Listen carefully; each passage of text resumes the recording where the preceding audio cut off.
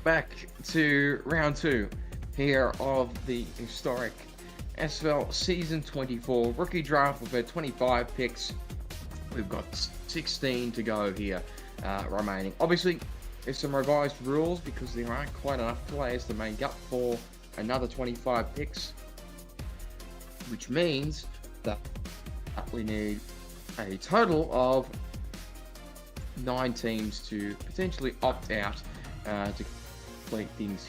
Otherwise, it's just the next 16 teams that are on the clock or bought in or have the rights to their picks here tonight. Teams who either choose to take a player or forego it, and the remaining picks at the end of the draft will be given back in cash consideration. Queen City is up first and foremost at pick 26. They've had one already tonight. Mike Daggs, where do you see this one going? Well, they picked up Elijah Quick there in round 1. Let's see, what else do they need? They still need O-line. Oh, those are gone. They have some linebackers. There's plenty of those available on the board. That it remains to be seen. Could they pick up another halfback here, even though they've already got 2? Ace Ketchum isn't as highly rated as is even maybe some of the rookies that are still available. Still some receiver help too, but they've got 5 of those. So it'd be interesting to see where they go. There's a couple of defensive ends, and there's still only 3 defensive linemen on the Queen City roster. Some secondary help as well if they wanted to. They've got Cronkworthy out there on the players that are left to be selected. So that would be my guess, somewhere on the defensive side of the ball, either defensive line or maybe that safety. You've done a good job tonight, Mike, of keeping track of things here. I want to quickly go over the remaining players that are available here tonight. Harley Wilson and Maz Booker on the defensive end side of things. Frank Udon and Robert Nemchek are both eligible running backs. Then we've got those 6 linebackers, none of which have been taken yet. Jad McPherson, the lone inside linebacker. Then you've got Duncan Odom, Iggy Turner, Jamal Ballard, Jassard Grackleflint, and Jimmy Burgett. Then Isaac Covert and Silas Christensen's obviously still available. We've mentioned Cronkworthy is the lone strong safety. Jonathan Kilgore and Tyler Bobby, 2 tight ends. And Ezekiel Bear is the last wide receiver left on the board here. So plenty of talent still that has fallen into this second round here. And the first of those players has been locked in here by the Queen City Corsairs. Let's swing it back to Commissioner Cameron Irvine to see who that player might be. With the 26th pick in the SFL Season 24 rookie draft, the Queen City Corsairs select tight end Tala Bobby. The 27th pick belongs to Pittsburgh. You're on the clock. Tight end off the board, Tala Bobby, one of 2 tight ends available in this draft. Took a whole 25 picks to see one go, and we've seen the first of those 2 swiped here by Queen City. Alex West, talk me through it. Well, honestly, it's something that I had half right in that I did see a tight end coming off the board here, but I had the wrong tight end in my own head. I was thinking that the first one off the board would be Jonathan Kilgore here. And the reason why I was leaning towards tight end is just looking towards what they have and what they don't have. They do have positions of need on the defensive side of the football, to be sure, but all of those players that naturally play at those positions are already, for the most part, off the board. There's no defensive tackles left. We only have defensive ends. There's plenty of linebackers, but they have 3 linebackers. So to sign one would be to say, I don't believe in Finn Steele, and I don't want him getting meaningful minutes. So to me, it makes it makes absolute sense that they go and get a second tight end because they only have 1. And they only have 1 offensive lineman outside that they have at this point in time. So it just makes sense that they get a tight end here to get a little bit of additional blocking, and they believe that Tala Bobby is the one for him in the long term. Eddie, Tala Bobby gets to, I guess, learn and develop off of James Matthew Jr. over there in that Queen City system. How does that sort of shape out in your head, and also what do you feel Pittsburgh's doing here with their second pick tonight? Well, first of all, I was kind of surprised that they picked up them at this point. I thought that they might go a different direction, but I don't want to talk too much because they still have other picks, and I don't want to steal anyone's thunder. But so I just leave it at that because who knows, other players are looking at it or other teams are looking at them. But in terms of Pittsburgh, you know what? To me, they already have depth at linebacker, but perhaps they could consider taking one of these high value players that we thought would go in the first round off the board and claim it for themselves and get some depth there and maybe, I don't know, show some things around. I don't know, but it's kind of hard for me to pass up that value seeing that it's just sitting there for the taking. Plenty of value across the board again. There's still 6 linebackers available, which is pretty unheard of in an SFL context. But Mike, back to you. What's the direction that Pittsburgh could go in here? Well, I better get this one right since it was, Pittsburgh owner Corey that was, crapping on us earlier on in the program here. So if I don't get this one right, he's going to just continue to lay it on thick. So let's see. The pick is in, so I better guess pretty quickly. Let's go with, I'm going to go with, they're going to add a defensive end, and it's going to be either Harley or Moss. Let's see which one it might be. Corner. Let's check in with Commissioner Cameron over on the phone. Yeah, I think Mike Daggs is putting a word out to everyone. If you send him a mean old text, he's going to let you hear about it ad nauseum for about 3 hours. Anyway, I digress. With the 27th pick in the SFL Season 24 rookie draft, the Pittsburgh Riverhogs select defensive end Moss Booker. Chicago via Los Angeles, you are the 28th selection. You're on the clock. There you go, Mike. You get one back on Corey there. Pittsburgh gets that, another Corey. edge rusher here to add to the roster. Alex West, talk me through this edition. Well, Moss Booker, I can say I know him personally. In fact, he's in the other room as it happens. Great fella as far as in terms of what he contributes to a locker room presence and an interpersonal sort of situation, but also as far as his performance on the field goes, a little understated in some ways, but that's mainly because he was often matched up in double teams or against some elite tackles in Landon Stone, Kira Cool. We saw how many tackles were on the board here tonight, and there's a few others, and we saw tight ends playing double coverage against him, tight ends and tackles working together to seal him off because he is strong. I mean really strong. I mean benches 400. I mean clean jerks with ease. So he is the type that has more development to do, but just from a raw physical specimen standpoint, the pieces are there. Yeah, there certainly checks out to be a nice little pickup here as Pittsburgh continues to retool this roster for the new season. Eddie, your reactions to this pick and also your overview of Chicago as they get on the clock for the first time tonight. Well, as Alex just alluded to, 6'4", 265 pounds, big guy. But even more eye-opening is the fact that he has $800,000 in his player bank just waiting to be spent to even further develop this young man. Not going to take him long to get where they need him to be. In terms of Chicago, it's clear that they need a defensive lineman. They only have one defensive end and one defensive tackle. And Moss Booker just flew off the board, so I expect them to probably use that pick here to address that need. In fact, let me go tell him real quick. I'm sure he'll be thrilled. I'll be right back. Might get a little bit of a draft cameo from Maz Booker, who's just taken off the board. Obviously someone who has some relation to Alex West. Michael, pass back over to you. Obviously defensive end, there's one left on the board, but also a possibility that they could draft a linebacker here and move that linebacker into an edge spot here if the sort of talent fits. What do you see the direction be?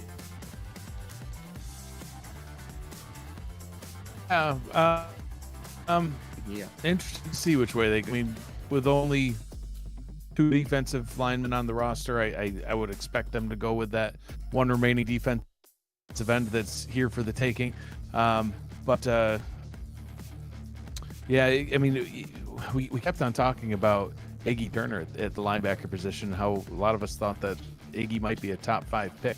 So for the fact that Iggy is still here, to your point about converting somebody, I know that there had to be somebody that team was looking for, because at one point I had, I think, 3 different people from Chicago either texting or DMing me trying to get pick 22. So they've been looking for somebody.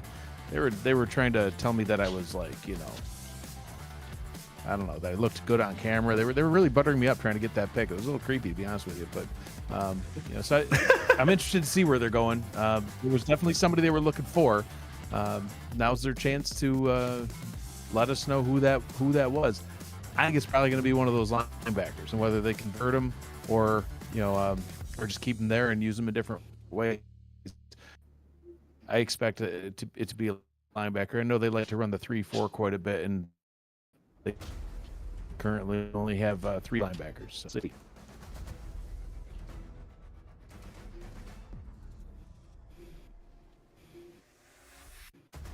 Yeah, use play Matthias in the so quite a long way.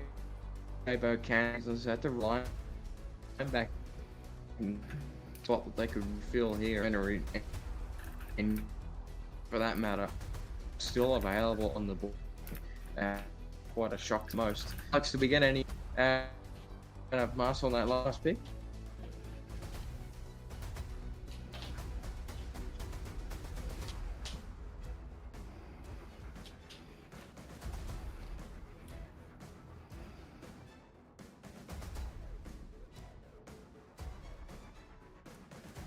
We're experiencing some technical difficulties with our connection to our panelists. We're going to take a quick break and try to reset that connection, and we'll be right back after this.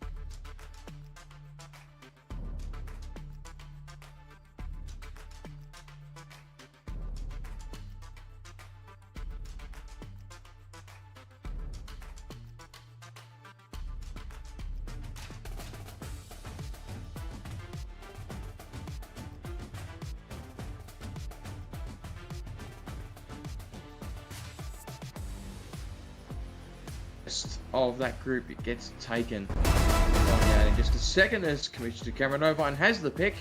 Welcome back in. Let's get Chicago's first selection of the night. All right, with the 28th pick in the SFL Season 24 rookie draft, the Chicago Warriors select strong safety Kronk Worthy. The 29th pick is Lexington. You're on the clock. Just like that, the radar is off again. We're in the ballpark with that Pittsburgh selection, and then, oh, bye-bye. It's in a completely different direction. They had a defensive back. Alex West, talk me through it.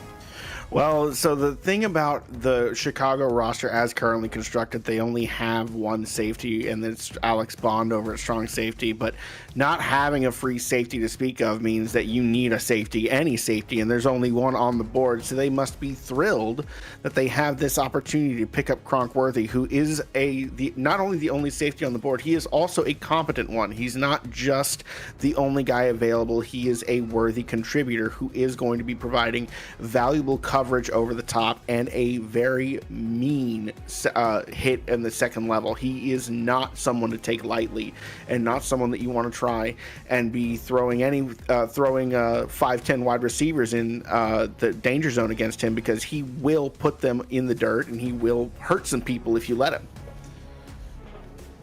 Lexington back on the clock here for the third time tonight. Mike Daggs, talk us through the Kronk Worthy pickup and also where you could see Lexington going here with this selection. Yeah, I mean, Worthy makes sense, looking at their roster with, just like Alex said, not having another safety on the roster is kind of a no-brainer, I think. The last defensive back now off the board, so for the rest of the teams on the clock, there's no more defensive backs of any sort. Plenty of linebackers if anybody wants one. As for Lexington, what are they going to do? There's no more spouses waiting to be selected. They're fresh out. So I'm really not sure. What do you do now, Alex? There's no more spouses to be taken. Looking at who's left, DJ Bandit's the only tight end on the Lexington roster, and they've got Jonathan Kilgore, who, for those that were paying attention, Alex mentioned earlier on he was expecting Jonathan Kilgore to be the first tight end selected, and much to Alex and maybe his cohort's surprise, Kilgore's still here. So my guess is they'll complete that offense with a tight end, because they only have two receivers. They got Gabe Manning, who basically counts as 5 receivers, and of course Alexander West, who's now highly talented. But only that one tight end. The pick is in. I think Cameron Irvine's about to announce Jonathan Kilgore's name. It's Mike Daggs' prediction. Let's see if he's right. Back to Commissioner Cameron Irvine for Lexington's third pick of the night. With the 29th pick in the SFL Season 24 rookie draft, the Lexington Miners select outside linebacker Iggy Turner. The 30th pick is Denver. You're on the clock. Yeah, this is a steal. Alex West, talk me through it. Keith Wheeler in the chat hit the nail on the head, knowing that it was going to be going Iggy here, because while we do only have one tight end on the roster here, we highly value Iggy Turner's character as what he contributes in the locker room and in general chat. He's always active. He's always there. For him to still be there on the board at all is an absolute no-brainer for us as a franchise. We love to draft character guys and people who fit with our culture and people who mesh well with our ownership group. And Iggy is just one of those guys that we'll do whatever we have to do to make him a contributor in our team, in our lineups. But he is also someone who will contribute on the field. He's not just a character pit. That's the best part about getting him. Absolutely. This is a huge pick up, and it's a surprise that he lasted this long on the draft board. But another one, seen this a few times tonight, where an SFL player has made the jump from the minor league roster to the major league roster, as the belief in Iggy Turner is carried into the majors here as he becomes a part of this Lexington system. Eddie Gage, talk me through this one. It's a pretty important pickup here for the Miners. It is. I like the pick, and like you said, I was surprised that he fell this far. I was expecting him to easily be a first-round draft pick. I mean, he's one of the more active people in the SFL, and that's something that I definitely value in Arizona, is people who are active and showing support for their team, and which he's always done. So, again, Alex, you could tell how excited he was when the pick was announced. Congratulations. Yeah, you can tell that that was something that was building up behind the scenes, and I think they're surprised that he lasted this long tonight. Mike Dags, Denver on the clock here. We were talking off air that this roster looks pretty good at the moment. Not many gaps that need to be filled, but what's a potential addition here that they could make here at 30? Yeah, I mean, the Nightwings looking to make a splash in season 24. They've got quite a talented roster now. I do just want to, before we move on from Lexington, look at this linebacker room. I mean, Iggy Turner is joining friggin' David Ware, Tony Roberto, and Philadelphia Collins. Like, if that's not the best linebacker room in the league now, you'd have to tell me which one is, because holy crap, that is quite the that's quite the linebacker room. But yeah, I mean, Denver, they this is their first pick, and there's only a handful of guys left to choose from. Looking at what they've been doing, I mean, they've got their quarterback, a couple of halfbacks, fullback, they've got 4 wide receivers. They do only have that 1 tight end. I know I've mentioned it a few times now, but they've only got the 1. They also have 3 linebackers, so maybe they could look to pick up some depth there, since there's still 5 good ones available. But Kilgore's going at some point soon. If it's not now, it's going to be within the next couple of picks, I think. But I think Jonathan Kilgore would be a great addition to the team to go with Marquis Sango and give him that 1-2 punch at the tight end spot, along with 4 wide receivers. That would be pretty dangerous offense. New quarterback on this roster as well. They brought in Charles Blanton in the off-season to take over from Gene Struthers, who held down the fort for several seasons over here in the Nightwings. So a couple of other marquee signings in the likes of Chuck Diesel and Tank Bennett on the defensive side of the ball, and they also added Dwayne Salmons at the running back spot, coming over from Louisiana. Eddie, what direction could Denver go in here? Is it tight end 2, or is there something else that's standing out for you here? I think it's also tight end 2, and I think Dags hit it right on the head with the selection, who, by the way, has a plethora of money in the bank available at his disposal too. I mean, he already always has speaking in their wallets. What are you doing, man? Hey, I look for every angle, man. I mean, $250,000 in the bank. I love it. Hey, that's just my GM hat on. Wait no longer. Let's get this one through. It's Denver's selection here at pick number 30. Cambridge, Chicago, over. That's the pick. With the 30th pick in the SFL Season 24 rookie draft, the Denver Nightwings select outside linebacker Jimmy Burgett. The 31st pick is Oklahoma City's. No, it is not. Charleston has traded up for the 31st pick. Oklahoma City trades back for the 33rd and 38th picks. Charleston, you are on the clock. Wow. So it's a value pick. Outside linebacker is the go here for Denver. Alex, I didn't go to you before. Talk me through Jimmy Burgett going to Denver. So here's the other side of the coin whenever it comes to, Lexington picks their character guy, the guy they know, the guy that's been part of their system with Iggy Turner, but that does leave the guy who has arguably got the more complete build with an incredible amount of overall stats. He's got, I believe it's 90 speed. He's incredibly fast. He's agile. He's one of the only things that you could say he's lacking in is his strength isn't the greatest, but his pass rush and his run coverage is incredible. Jimmy Burgett is an absolute monster at a very lean $1 million. So he is affordable in general. Now, not that Denver has to worry about that because they meet their player prerequisite, but all the same, to have that as your starting point and your starting salary, and to have, to get just a smidge ahead of Eddie here, he has only $63K in the bank. So he spent most of his money to progress, but he's progressed extremely efficiently and on the cheap. So he's got a build that can contribute immediately. And going to another linebacker room to upgrade that linebacker room, and arguably he could start over Luis Quintana at the outside linebacker position right away, in my opinion, just looking at the two builds. Yeah, he's someone that was really just shy of the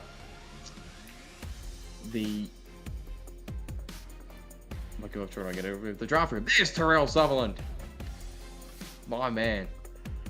DB making things happen out there in Charleston. We've moved up here into pick number 31. Tell him to turn the camera up a little.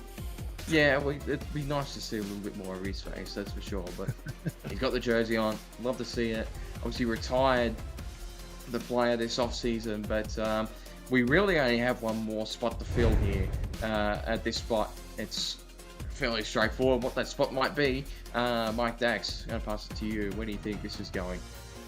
Well, you know, you keep talking about linebackers all night and how excited you are to see them all on there, and there's only you know, a couple on your roster right now, and you know we know how you love to collect defensive players, having 5 defensive linemen and 4 corners now. So if it's not a linebacker, I'll eat my hat. Well, I'll eat Eddie's hat. I don't have a hat, but it's gonna be one of these linebackers. Obviously, Jack Brown retiring in the offseason leaves a pretty big vacancy in that inside linebacker spot. Is there any positions here outside of linebacker, or is there a particular linebacker that you see standing out here that could go in this spot? You know, I'm gonna go out on a whim here. I don't know what you guys are doing, man. You got a talented roster already. You guys have been on the road with 2 quarterbacks. Do you go with another one here? That's my guess. Well, there's still 2 available with Isaac Covert and Silas Christensen available on the board.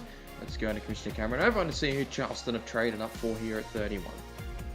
With the 31st pick in the SFL Season 24 rookie draft, the Charleston Predators select inside linebacker Jamal Ballard. The 32nd pick is Queen City's. You're on the clock. South Carolina native comes home here, Jamal Ballard, joining the linebacking core with Ben Bowman and Khalil Thomas in Season 24. Alex West, talk me through this pick. Well, at the end of the day, you've got more knowledge of what your team is looking for than I do, but Jamal Ballard is obvious talent, and whenever we're just looking in terms of what Charleston has versus what they need, it's clear that the linebacker position is a glaring hole. So there's no reason to not go get in on the linebacker action while the getting is good, because they seem to be flying off the shelves as soon as someone caught on, oh yeah, there's linebackers here, 1, 2, 3 in a row. Will we see a 4th? Well, Queen City have got a spot open in that spot. They re-signed Luke Swift a few days ago alongside Morgan Brown in that core there. Eddie, back to you. What's the sort of reaction here to this pick that was traded up for, and what does the direction look like for Queen City here at 32? Again, interesting, man. I mean, you guys, like I said, you guys are crew thick over there already. So, I mean, hey, like you said, Jack Brown did retire, but I thought you guys might try to sneak a quarterback in there, but hey, I was wrong. Sometimes that does happen. I know we're all shocked, but you know, it tends to happen from time to time. As far as Queen City goes, I think they're just looking for best available talent left on the board. I'm kind of at a loss as to what they might do. I've been wrong on once already in this draft, so I'm just perplexed as to what they might do. 5 wide, obviously took the tight end earlier, so they've now got 7 possible targets across the board. This feels like it should be a defensive pick. There's still some options available on the board. They too could get a second quarterback to sit behind Michael Brown for a season. There's a few different directions this could go in. Yeah, there's still a defensive tackle sitting there on the board. Mike Dax, have you got anything to give us? Yeah, I'm thinking the defensive line is probably what will get addressed here. They do still have a couple picks left between this one and 36, and there's enough players that they'll be able to get 2. So, you know, if they did want to do something like get a quarterback to sit, you know, I'd wait till pick 36 comes up to do that. You know, they have what they've got. Well, yeah, they've got 3 defensive linemen, and one of them is you know, P. Fedor, who has, you know, announced along with Nate Hall that this will be their one and only season on Queen City. So, you know, all the more reason to go and get another defensive lineman now. Or, you know, if you're looking at various ratings and characteristics, one of the 3 linebackers could be converted down to a, you know, a defensive line position. But with the defensive lineman sitting there on the board, and that's kind of still a position in need on this roster, I think this is where Harley Wilson will get taken. Johnson's the only one left here. Is that the selection here for Queen City, or do they go and fill another gap? Let's check in again with Commissioner Cameron over and find out. With the 32nd pick in the SFL Season 24 rookie draft, the Queen City Corsairs select defensive end Harley Wilson. Oklahoma City has the next 2 picks. You're on the clock. Look at you go, Mike, just proving Corey wrong pick by pick. Yeah, forget that Killing guy. it. And he took me through it. Another defensive lineman. That's the last one on the board. Harley Wilson goes to Queen City, and it sets up a 4-way defensive line there with the Corsairs. Yeah, and they're playing chess games with Nashville right now because Nashville could have used that defensive lineman. And they are now off the board, so we have to wait and see what they're going to do. But again, like we said, Queen City's just trying to stack bodies right now, get some best available talent, and hopefully for them, they've interviewed them well, and they're high character guys because they can use that as well. Come on now, Eddie. Talk about that player bank. I'm done with player banks. sitting there. You know what? That is true. But hey, listen. My mistake on that earlier. I was actually looking at the play I thought they were going to select, and I was wrong. Threw me off. And but I say I do make mistakes sometimes. $500,000 in that player bank. $500,000. I mean, That's a lot of money. yeah, you know, Harley Wilson's got a ways to go to develop as a player, I think. But you know, I mean, that's part of why, you know, it took till pick 32 to get selected. But with $500,000 in the bank, you know, being on Queen City, I think they're going to get a lot of opportunity to progress. But hey, now Oklahoma City on the clock, Jacob, and 2 picks in a row. Yeah, and this is obviously a Queen City, or like a few of these teams, playing the long game here. They get a player that's got so much in the bank, and they can really work with Harley Wilson and develop that player the way that they want them to operate in their defense here. But OKC, obviously returning to the league. Michael Irvine, it's his second shot at owning a team. It's similar, in fact, to the way that the DC Dragons returned to the league some seasons ago. Jermaine Destro took a few seasons off and then came back in with the same team. And obviously, we've seen Austin Sanders, the general manager over there, work his backside off this season to try and get a roster together. It's been tough for the Renegades. They've got an extra couple of picks here late in this sort of flurry of selections, but they've got some of their key positions locked up. They've got a running back late. They've got a UDFA running back, but they managed to lure Colin Pierce back out of free agency. There's no need for a quarterback here. Is this where we see one of the actual running back talents taken off the board here, Mike, or is it a different direction here for this first pick from OKC? I'm not sure. I mean, their needs are aplenty. But Ezekiel Bear is somebody that I thought was going to get selected much earlier on, and you know, they've only got Pachacalupi on the roster right now, wide receiver wise. You know, you can't win if you can't score points. I think they're going to need to get a wide receiver, you know, on that roster. But you know, Jacob Brewer is their halfback, and you got, you know, Frank Udon still sitting there too. So yeah, my thought would be one of those two. It's either going to be Udon or Bear, and if I had to guess, but you know what, I'm going to switch. I'm going to say Udon to be the pick. They'll add a halfback. Robert Nemchek as well, still on the board, but worth noting, Ezekiel Bear, their only wide receiver left, and I'm assuming no one caught it except Cam, but Ezekiel Bear flashed up on the screen midway through that Charleston selection. He's still in the green room. He's waiting. He's hungry. He's ready to go. He's going to get taken in these next few picks, you'd imagine. Yeah. Alex West, a few different directions that this could go, and where are your thoughts at? Well, the funny thing about it is we don't have to think about 2 different directions because those are the two most likely picks. And I think Oklahoma City could surprise us by deciding that they want to add in another linebacker because there's just only there's only 2 left. There's only 3 left on the board now, excuse me. But I could see I definitely see a halfback coming off the board. Then it's just, do they want Ezekiel Bear or do they want a linebacker? Sanders' first pick as the general manager over in Oklahoma City. His pick is in, and we'll cross over to Commissioner Cameron over and find out who it is. I have both picks for you, so look alive Nashville. With the 33rd pick in the SFL Season 24 rookie draft, the Oklahoma City Renegades select inside linebacker Jab McPherson. The 34th pick in the Season 24 rookie draft, for the Oklahoma City Renegades is running back Frank Udon.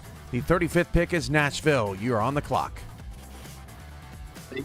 Jad McPherson off the board first as the inside linebacker, the only actual inside linebacker available in this class, and also Frank Udon. Now, Eddie, for those not quite in the know, Frank Udon was former Las Vegas Fury quarterback and also Los Angeles Lakers owner, Thomas Rahman. Talk us through what he might bring to this OKC franchise. Maybe he might help scout. Maybe he might help coach. Who knows? I mean, they have a head coach over there already, and with Bovine and whoever else may be staying with him. But I don't know. The fact that he has that experience has got to be nothing but a plus. So it's a lot of SFL experience to add to a team that needs it right now. Obviously, Thomas Rahman was drafted all the way back in season 11, so he himself has 13 seasons worth of SFL experience, but comes back here as a halfback in Frank Udon, who had a strong season in the minor league. Alex West, talk us through Jad McPherson here. That one seemed to get your seal of approval.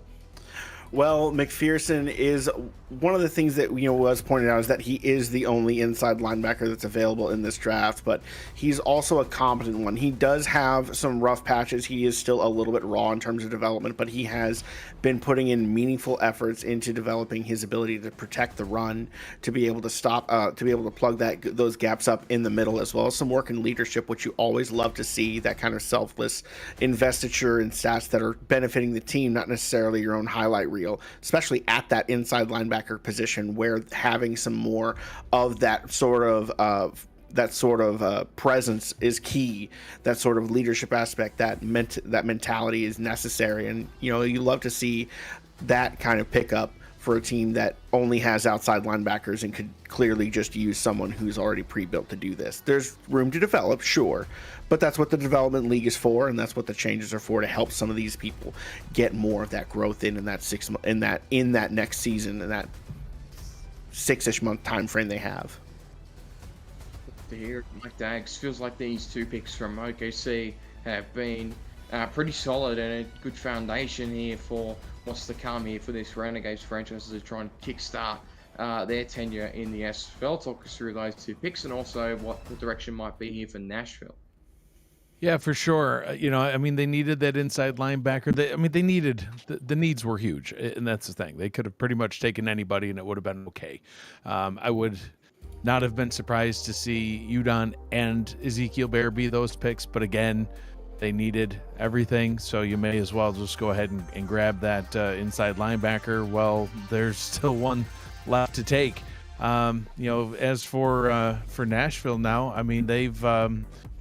they had a complete roster really before they even started the night. So, the fact that they're going through and adding on to it, is only going to help them. They've got a couple of great halfbacks. They've got a plethora of linebackers, and they have 3 tight ends. So I can't even say that they might pick one of those up. So, the one thing that they don't have, a solid backup quarterback. So I think at this point in the draft, if I was them, I'd say let's just go ahead and get a backup quarterback to develop behind Switch Thumper. Would do. Obviously added Tino Sosa in free agency and have already taken Elliot Pope Jr. tonight. Their second pick is in. Let's check in with Commissioner Cameron Irvine to find out who it is. With the 35th pick in the SFL Season 24 rookie draft, the Nashville Tempo select outside linebacker Duncan Onum. The 36th pick is Queen City. You're on the clock. There you go, another linebacker gone. This position group was looking strong and now not so much. Alex West, talk us through this pickup for Nashville. So Duncan is one of the linebackers who joined a little bit later, but he did end up joining in time to make the draft itself to meet the minimum requirements, and I believe he was one of our opt-ins. He is someone who is going to be is almost certainly going to be part of the developmental league next year, depending on where that cutoff is, but just based on where I'm looking at compared to his peers, I'm pretty sure that he's going to meet that line. But that does mean that overall, personality-wise, he's been very boisterous, is what I would say, and I think that he's he's especially in game days. I always am seeing him game day chats. There is also another Onum that's in the SFLM right now, not draft eligible, but still has some work to do before they're able to be part of the recruitment pool next year. So that's something else to watch for, is that a tandem duo eventually being on the defensive side of the football. Long-term thinking. 6 players left here on the board as Queen City is back up again. So we've still got Jasad Grankleflint, Robert Nemchek, and the 2 quarterbacks we talked about extensively then, along with Kilgore and Ezekiel Bear. Those are your remaining players left on the board. Eddie Gage. There's a few different options that Queen City could go with. The 2 offensive players, though, don't seem to really be of much use to them. They got 5 wide receivers and 2 tight ends. No need for Ezekiel Bear or Kilgore. Third back isn't of much use. And, potentially there's one last linebacker left. Is that the direction that they're going in here, do you think? Well, maybe they do go linebacker. I was just looking at that, and perhaps they want to play some 3-4 defense. And if so, I mean, why not add additional linebackers? They've been known to play that 3-4 defense in the past. Maybe they decide to go that route this time. Because that's the straightforward selection here. Everything else would be a simple depth piece. We'll go back to you, Mike. Is there another direction this one could go in with such little depth left on the board, or is it just Grackleflint's time? I think it's time for the Grackleflint to go. One of my favorite names to announce throughout the minor league, just because I'm weird like that. But yeah, you just have not a lot left to choose from, so it's kind of beggars can't be choosers at this point. Queen City's had plenty of picks, and they've certainly filled out some holes in the roster. And I could still listen. There's still 2 quarterbacks left. They're going to be taken somewhere, so why not? Queen City take that quarterback, or Jonathan Kilgore too. They've got James Matthew Jr. at tight end, who did a fantastic job last season, but they've only got that one. So that would be my. I honestly think it'll probably be Kilgore, tight end Kilgore at this pick. And I think the quarterbacks will wait and end up getting picked up near the end here. Could well be. We'll see where that potentially goes. Worth noting, Queen City did take Tyler Bobby at the top of the 2nd round, so it would be a 3rd tight end, but could be useful in some heavy sets if that's the direction they want to go this season. They added Charlie Baker to the backfield, along with the return of that 2nd tailback in Ace Ketchum. There's 6 players left, 6 teams left. I want to note that Bossier City have bought in to the 41st spot. That was originally held by Carolina and furthermore Chicago, and now Bossier City will get the 41st pick. So whoever's left last is going to Bossier City. There's still some talent left on the board here that Queen City could pick up here at the spot, but it feels like Jasad Grackleflint is the go-to here again, unless they opt to take one of those 2 quarterbacks. It would require teams to opt out for those quarterbacks to not be taken tonight. So if you're in that position, Alex West, where you've still got that last pick, do you take a quarterback left, or do you just forego the pick and keep rolling forward as is? I think so much of that actually comes down to where your team is in terms of salary and who your quarterback is, because teams that have quarterbacks that are not asked to scramble, that have playbooks that don't ask them to scramble much, and have decent to high durability scores are not going to be teams that are going to be looking to get another backup quarterback, because then you're essentially posing a little bit of a threat, as it were, to the established order. But let's see, looking at who's at 41 and who their quarterback is, given some recent trade news that I'm just seeing, or looking down at a little bit lower, rather, down at 40, I'm thinking that there's some picks that we could see down the lower part of this draft where we could see a quarterback go. So Queen City is taken here with this selection. Checking in again with Cam. With the 36th pick in the SFL Season 24 rookie draft, the Queen City Corsairs select outside linebacker Jasad Grackleflint. The 37th selection is Vancouver. You're on the clock. This felt like a bit of a layup here. They are going with a 4 linebacker look. Talk us through that pick, and also where you could foresee your Streets Are Talking co-hosts in Vancouver's Brett Killian going with their next pick. Grackleflint, this is just trying to fill out a roster and get more of a deeper depth chart, I guess you could say. In terms of Vancouver, they're pretty stacked too. I mean, they always have been season in and season out, so kind of hard to determine where I think they might go. I'm not quite sure. Just looking at their roster, they did move some people around. They have people who played fullback last season, halfback last season playing fullback now, and so not quite sure what they're doing there. Maybe they get a second halfback here. I'm not quite sure. We'll have to wait and see.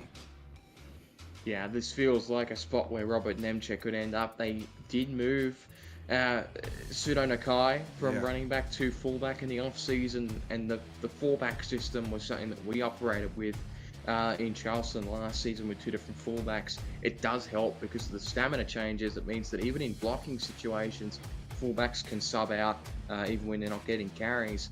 Twist, is Robert Nemchek a potential pick here of Vancouver, or is there something else in the pipeline potentially? I mean, there's potential for other options here. Just looking at what they have, though, I only think there's one other choice that it would be. If not Nemchek here, then surely it's Ezekiel Bear, surely. Because they have 3 wide receivers on the roster. They have 2 tight ends. I don't think they're going to go... I don't think that they would actually go get Jonathan Kilgore to go to a 3 tight end, 3 wide receiver setup. It could happen, but I think it's a lot more likely that they get a second halfback here, so they've got 2 halfbacks and 2 fullbacks. Ezekiel Bear has been waiting all night for his opportunity. This would not be a bad situation to end up in from his perspective. He gets to develop off of a Hall of Famer in Brett Killian, and also slots in as a 4th wide receiver spot in the team that we mentioned earlier in the show. I mean, I think we've talked about his team already as a potential landing spot for a wide receiver to sit behind Lili Nakai in that depth chart as a team that likes to air the ball out. With Captain Canada, they already added Mango Moody to the equation here. Mike Daggs, is Ezekiel Bear the go here? You know, that's what I was thinking initially until somebody pointed out that Sudo Nakai got switched to fullback. I mean, you know, they do have the 2 fullbacks, so maybe the need for 2 halfbacks goes down a little bit, but I think the need for 2 halfbacks outweighs the need for a wide receiver 4, especially when you have 2 tight ends. So, you know, I was going to say Ezekiel Bear, but yeah, having a solid run game certainly helps you win football games, you know, especially if there's an injury. Robert Nemchek, I think, is going to be the selection here. But like Alex said, if it's not Nemchek, it's going to be Ezekiel Bear. One of those 2 players would make a difference on this roster. Plus, if you look back, you know, at Vancouver's roster in season 22, you know, I know it's a couple seasons past now, but they're certainly not afraid to have some depth at that wide receiver look, or halfback. Back in season 22, they had Robert Redford and Sudo Nakai at halfback, and they had Mateo Privado and Sawyer Stern at fullback. Meanwhile, they had Killian, Lockett, Wells, Lunar, and Sinceri at wide receivers. So, you know, they've stacked those depth charts in the past, and you know, I could see him doing either one of those now. I do see, you know, Mark Lopez from Vancouver in the chat saying Bear want to come to Vancouver, so maybe that's a little nugget.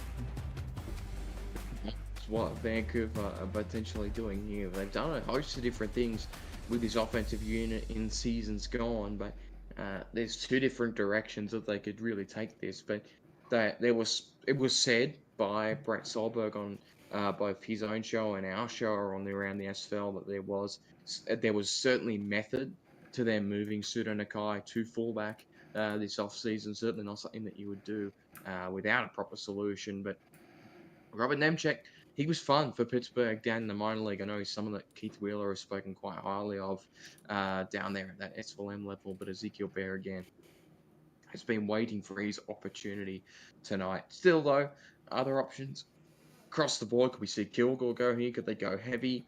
Get 3 tight ends on the board. There's a host of different things that could happen here at this pick.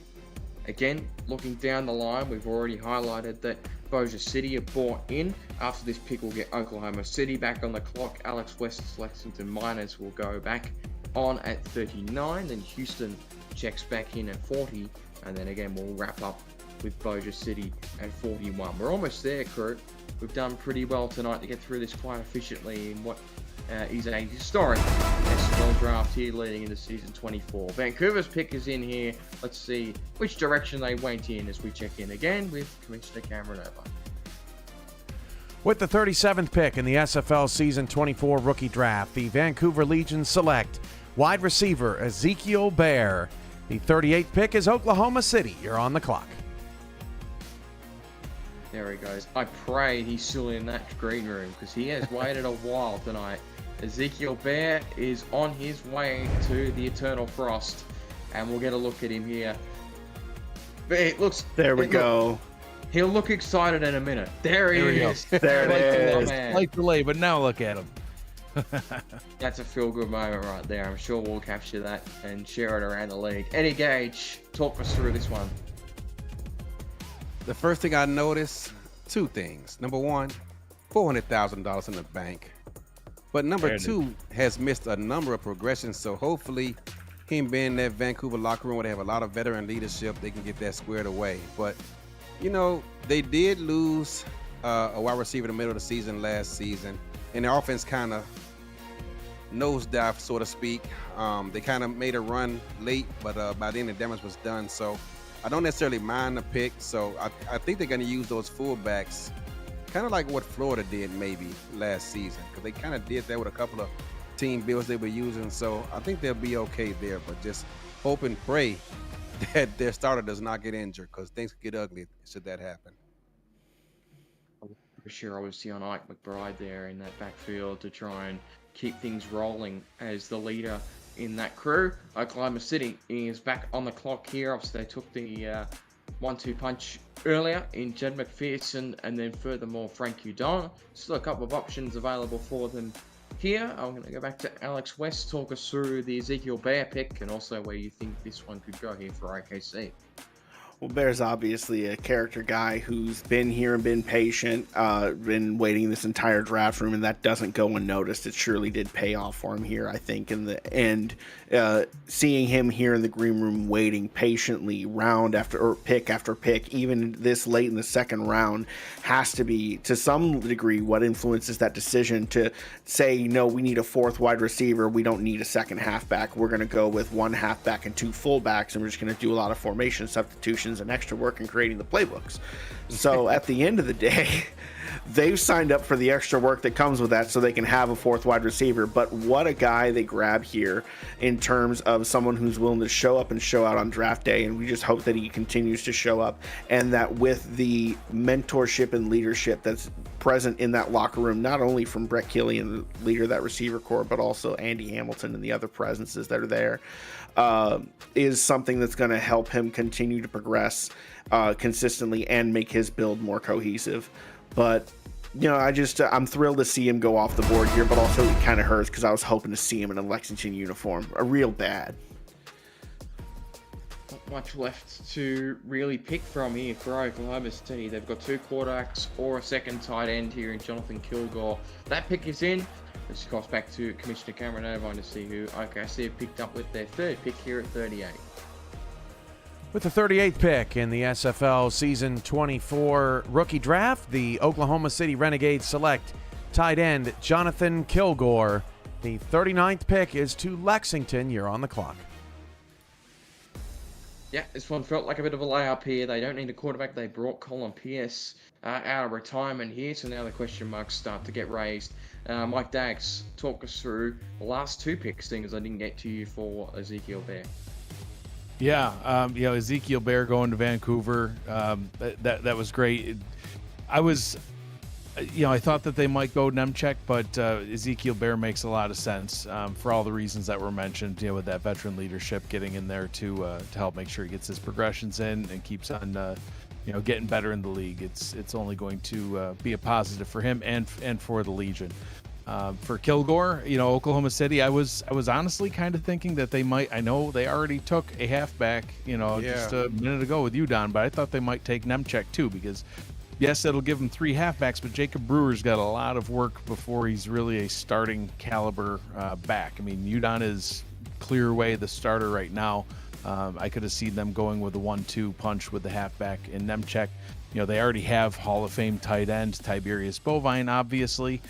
from the ownership side. But Kilgore, will help round that offense out as well. Again, the needs were basically anything other than quarterback.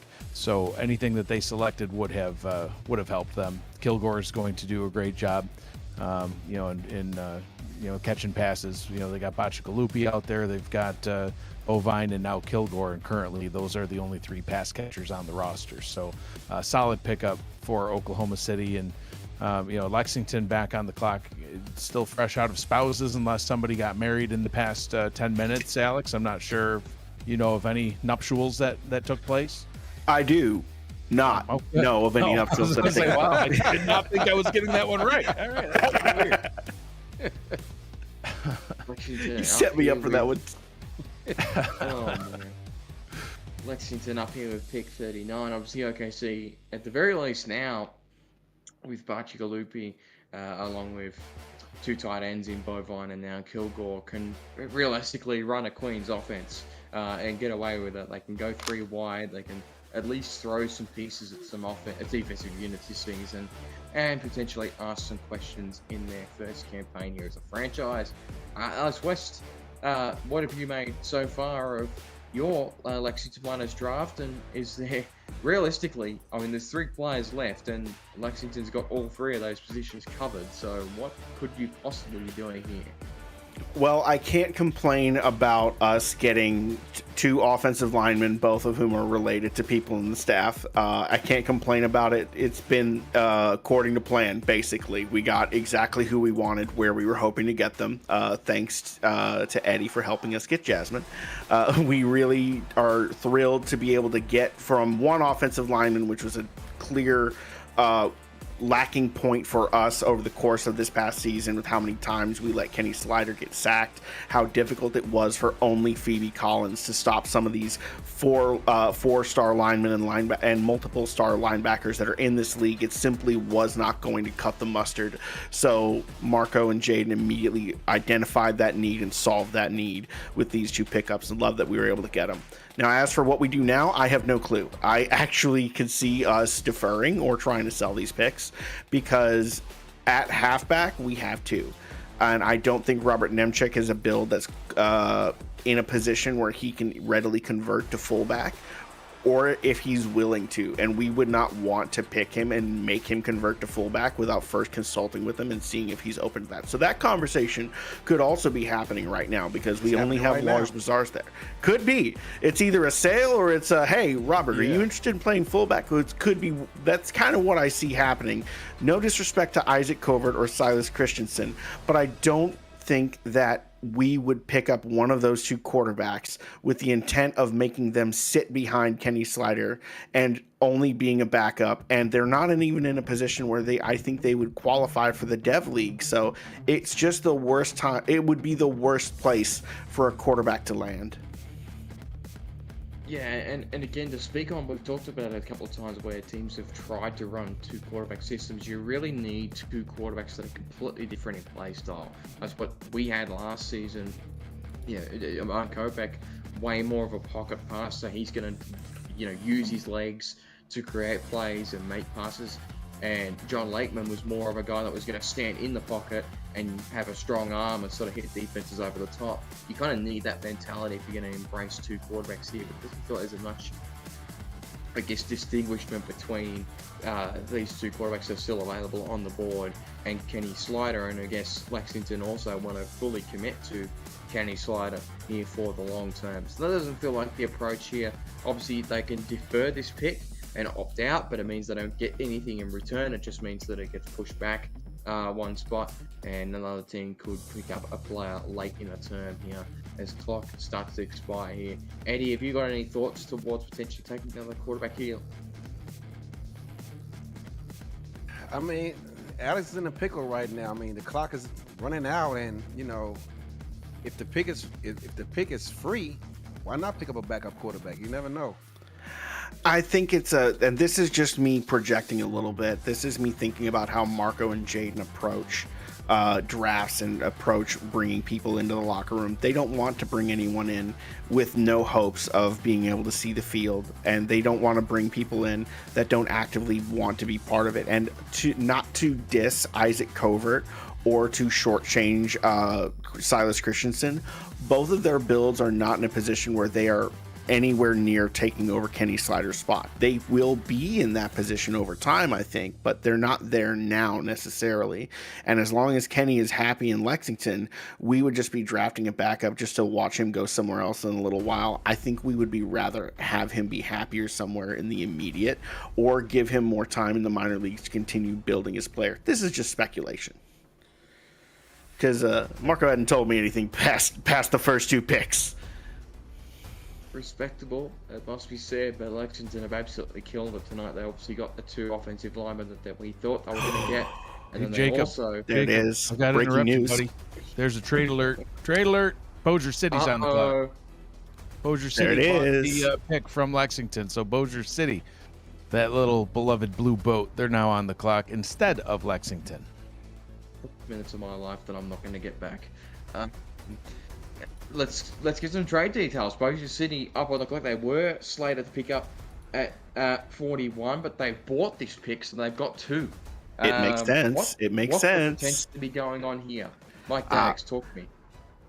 Oh, I think Alex wanted to. I'm not going to steal his thunder. Go for it, Alex. I'm sorry. I'm just so excited. I can see it. I can see the future. Johnny Pickler is known for being as someone who wants to travel a little bit around the SFL, or at least for what I've heard. He's been on several different teams. He's bounced around the league a few times. It's not that he's the eternal traveler, but it's something where I think it's commendable, where he wants to experience the aspects of every point of the league at some point in one way or another. But that does mean that if you have him as your quarterback, you need someone ready to take over if he decides that you are not his long-term home. So in this moment, they have the opportunity to get their pick of the litter between Silas Christensen or Isaac Covert, and basically assure them, hey, if Johnny does what he's done in seasons past, you're immediately here. And if he decides to stick around, we'll make sure then you'll be able to get somewhere where you can find a home in the future. So I think that this is a big opportunity for them to plan for the future, get a quarterback, and get Robert Nemechek here. Or a backup tailback. Exactly. Absolutely. Nemechek's still available. What they were going to do at 41, but they have now bought in twice. They're here at 39. They've got a clear direction here. Want to quickly slide it in there. I'm fairly sure, correct me if I'm wrong, was Isaac Covert was he San Jose or was he Bossier City in the minor league? I can't quite remember the name. Isaac Covert was San Jose. Covert was San Jose. Christensen is Bossier City. Oh, I knew one of them had to be from Bossier City. Okay, we might be onto something here, boys. Let's Might be. We've seen it a few times. See who Bossier City have picked up here. With the 39th pick in the SFL Season 24 rookie draft, the Bossier City Steamers select halfback Robert Nemechek. The 40th pick is Queen City. They're on the clock. That's the first domino to fall. Robert Nemechek goes, and this is something we talked about around the SFL. This was the main criticism with this Bossier City roster, is Rob Noel doesn't project to be a true RB1. They pick up the running back here and get an actual running back on the roster, a more natural fit at that spot. Here, Mike Daggs, talk to me about this one. Yeah, it makes sense. You know, I can see why they bought that pick instead of just waiting for the 41st pick. You know, they may have seen that Queen City got back in there and thought that, you know, Queen City might be going for that halfback. You know, nobody wants to, you know, pick up 2 quarterbacks. So, you know, it was when you only have 2 quarterbacks and 1 halfback remaining, you know, you knew that they were going to be taking Nemechek at one of those picks, and, you know, it makes sense to just go ahead and get that out of the way now, just to be sure that Queen City doesn't go and take him with this pick here. So, yeah, getting Nemechek on that roster and taking either taking the number 1 spot from Noel, or, you know, they'll be heavily sharing snaps all the way, no matter how you slice that cake. Nemechek to Bossier City makes a lot of sense. And, you know, if they wanted the Bossier City quarterback in Christensen, now they're just going to have to wait and see what Queen City wants to do.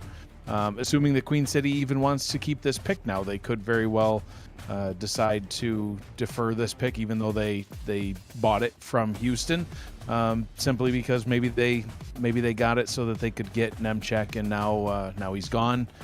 So maybe at this point we start to see some deferred picks and some other teams that thought they weren't going to get on the clock have an opportunity for one of the backup quarterbacks. Who knows? We'll see what happens.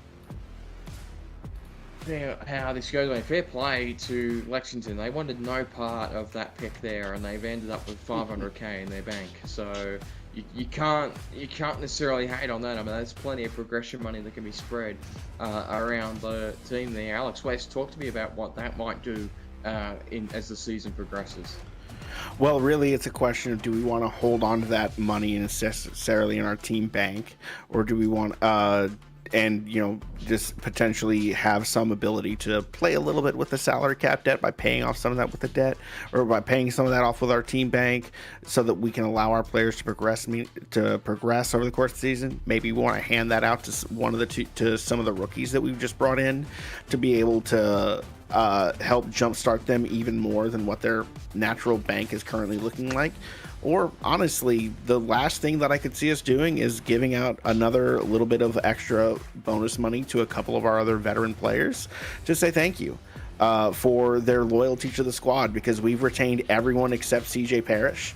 And CJ's going where he thinks he can get some more targets, and he believes in the culture over there in Houston. I'm sad to see him go. Houston's getting him back, so they're thrilled to have someone they drafted back on their roster.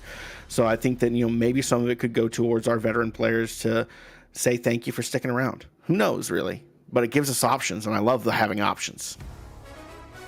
It's basically appeared out of nowhere. I mean, I was looking for a minute there that they were just going to defer that pick and get nothing back for it, and then all of a sudden it gets bought out by Bossier City, who have got some money left over to spend and have spent it on a draft pick and have landed a proper running back over there. Eddie, what's the approach here for Queen City, and also your thoughts on that Nemchek pickup over in Bossier City?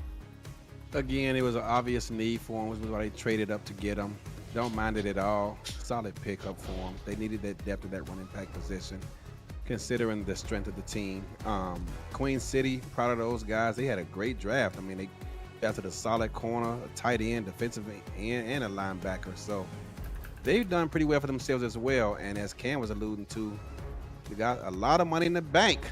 So who knows how they're going to use those resources moving forward. But should they be able to change the culture of this locker room and this franchise, having that money in the bank, $10 million plus, is only going to help them lure in potential key free agents that they need to turn that team around.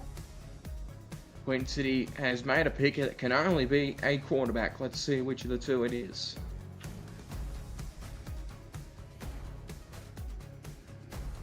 With the 40th pick in the SFL Season 24 rookie draft, the Queen City Corsairs select quarterback Isaac Covert. The 41st pick is Bossier City, and if they make a selection, that is the final selection of the draft. They signed Michael Brown in the offseason, and now they have a quarterback too in town. Isaac Covert is the selection here for Queen City at pick number 40. Mike Daggs, bit of a surprise here. The Queen City have bought in to take a quarterback. What do you think the mentality is here? Yeah, I mean, I'm still wondering if they were buying back in to try to get Nemchek. I mean, like I said, they have Charlie Baker, who's the clear-cut number one there. Ace Ketchum, though, I think they could have brought in Nemchek to compete with him for that number 2 spot, and tried to use Ketchum in other ways, maybe on special teams or something like that. But he was gone. He was selected by Bossier City, so Queen City, had to go with either a quarterback or defer. So, when given the choice, quarterback or defer, your options pretty much are: do you want to take a player and see if you can do something with them, or defer and get absolutely nothing at all? The teams from 42 down: Albuquerque, Lexington, Fort Worth, DC, Baltimore, Mexico City, Minnesota, Carolina, and Sin City, are all going to get a team bank compensation for their picks, since they weren't able to select somebody, assuming that Bossier City takes Christensen here. But, when given the choice, I think if I was in Queen City shoes, I'd say let's take Isaac Covert and see if we can do something with him. Worst case scenario, maybe he'll qualify for the dev team and he'll continue to progress. They also have, like it was mentioned, a ton of money in the team bank. So what's that mean? It means they can transfer a bunch of money to him and progress the holy living crap out of Covert and, have two solid quarterbacks at the end of the season, and then have a decision to make, on which one they want to keep, or even potentially keep them both. But it makes sense, I think, to go ahead and pick somebody instead of getting nothing at all. I think I would have done the same. And now, Bossier City has the opportunity to take Christensen. And, listen, Silas Christensen will be Mr. Irrelevant. And, I do remember one distinct draft. It was before my time, but I know all about this draft because I've heard about it many, many, many times. The Season 6 SFL draft, a quarterback was taken with the very last pick in the draft. Went on to be a Hall of Famer.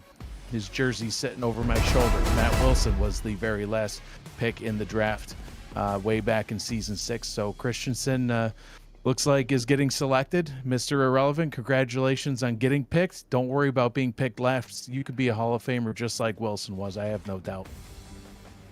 Of course, he will return to the team that he spent his minor league season with. Let's get the final pick of the draft from Commissioner Cameron. With the 41st selection in the SFL Season 24 rookie draft, the Bossier City Steamers select quarterback Silas Christensen. Some notes for everyone. Rookies get $2 million for getting drafted. That will be put in your banks once you sign your Season 24 contracts. The banks from Season 23 will be distributed into your Season 24 contracts all at once sometime before the start of the first progression this regular season. Most of that is automatic, but some of that is some manual things that we have to do as well. The money that you'll get in your banks for taking salary cuts, that will be coming in the next couple of weeks, but we cannot start that process until roster lock when all of the finalized contracts have been decided. And rookies, when you get your contracts, the league has to send those contracts out to the teams, and then the teams then send that over to you, the players. So lots of transactions going on around the league as we get into the holiday season and as we prepare for Season 24. So as always, also offensive line coaches will be worked on as well this week, getting all of those players synced up and getting users access to those contracts. So a lot of transactional things behind the scenes. Please be kind and courteous to our small staff to help me and everyone else through all of these things. And great job on the draft, everyone. Hope everybody enjoyed it. Guys, wrap us up and appreciate everything that you all have done tonight and throughout the season.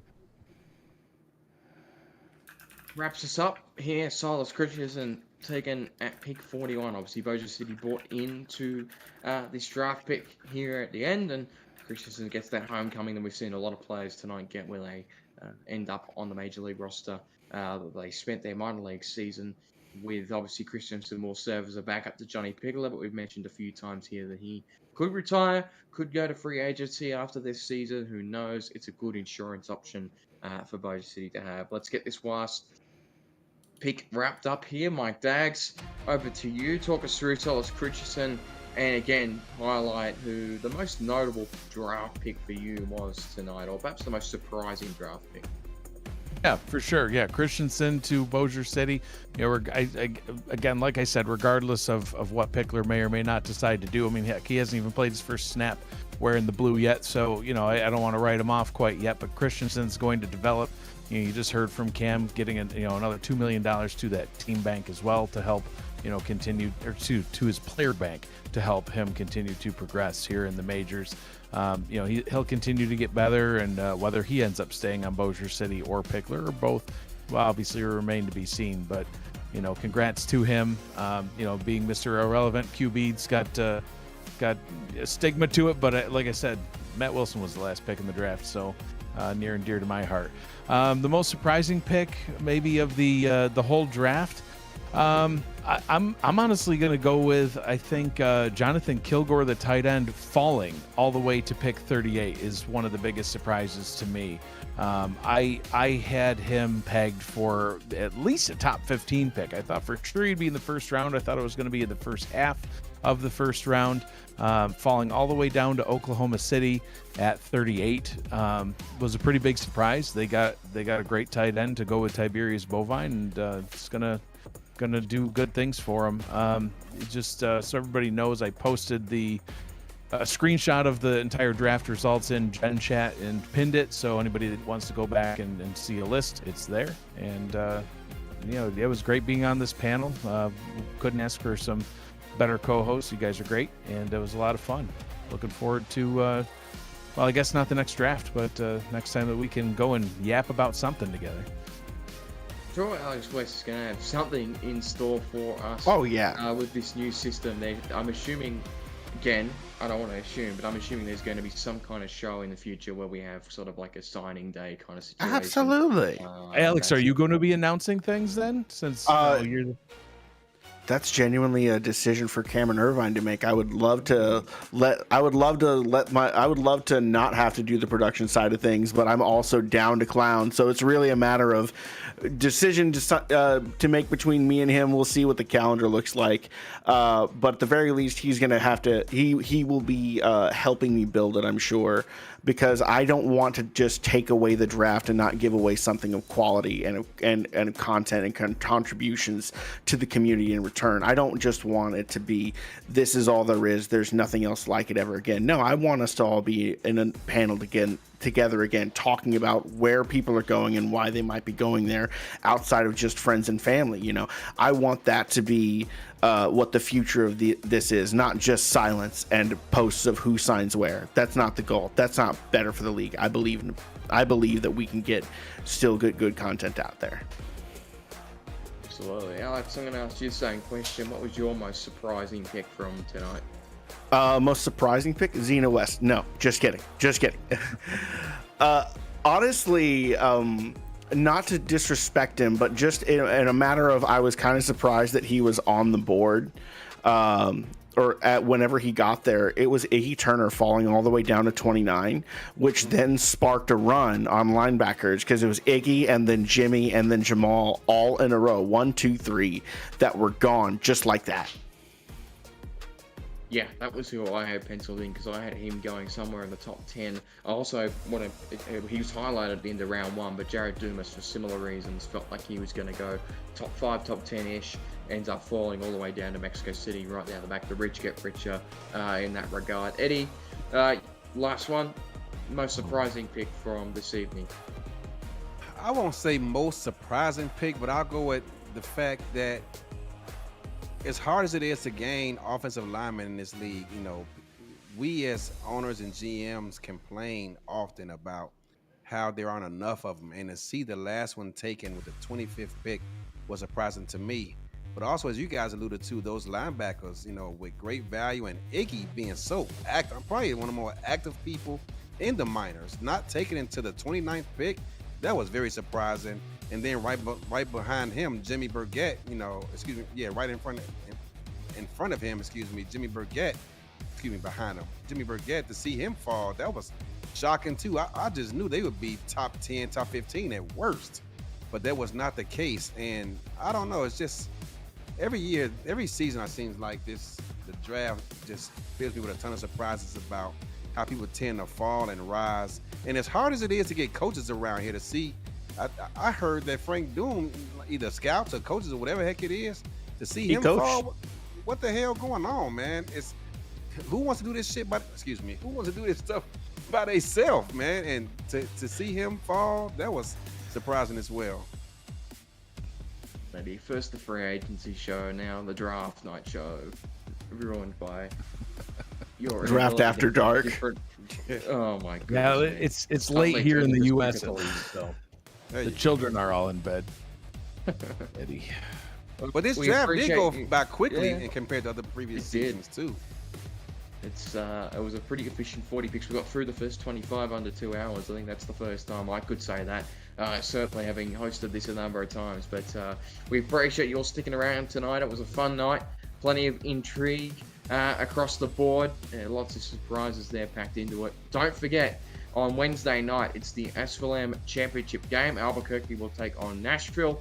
And then furthermore, roster locks on the 20th. And then we'll be back in just under 2 weeks' time on the 2nd to kick off SFL Season 24. Until then, take care and good night.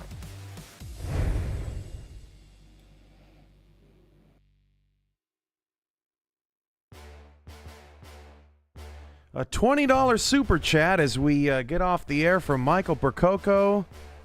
Eddie Gage Swear Jar Fund. Thanks, Mike. Y'all have a great night and happy holidays.